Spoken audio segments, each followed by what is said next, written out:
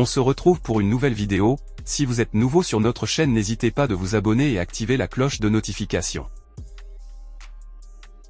L'affaire judiciaire ouverte en Suède à l'encontre de Kylian Mbappé pourrait avoir des conséquences dramatiques sur son aventure au Real Madrid. Mais pas que. Le capitaine de l'équipe de France est accusé par une plaignante, en Suède, de viol et d'agression sexuelle. L'affaire Mbappé fait réagir la presse espagnole, qui évoque le « pétrin » dans lequel le numéro 9 du Real Madrid se trouve actuellement. Si, selon RMC, le club espagnol n'est pas inquiet, car ce n'est pas un sujet pour la formation ibérique, on peut raisonnablement penser le contraire.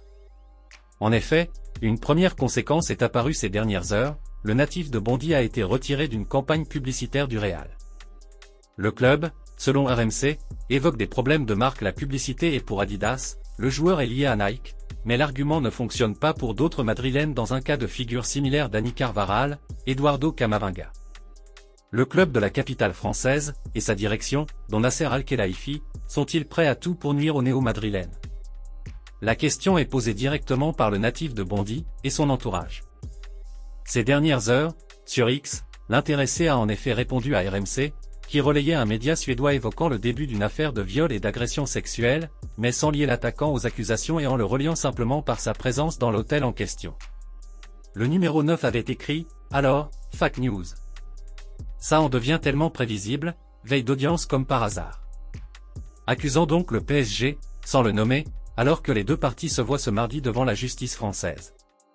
Depuis, on a appris que c'est bien le capitaine de l'équipe de France qui est visé par l'accusation d'une jeune femme. Et l'idée d'un grand plan mené par le PSG fait son chemin, sans qu'il soit possible de prouver ou d'infirmer cette accusation. Très convoité cet été, Mason Greenwood avait fait l'objet de beaucoup d'offres avant de rallier l'OM. Meilleur buteur du club, l'Anglais était proche de rejoindre la Lazio notamment, et la pilule ne semble toujours pas être passée dans la capitale italienne.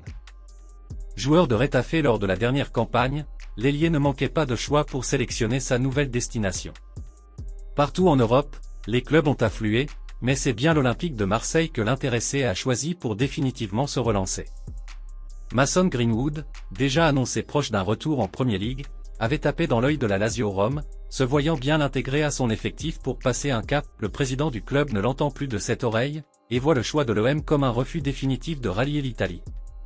En méforme, Warren Zaïre-Emery a récemment été la cible de bien des critiques. Depuis près d'un an, le niveau affiché par le joueur dont le potentiel était immense a tendance à décevoir.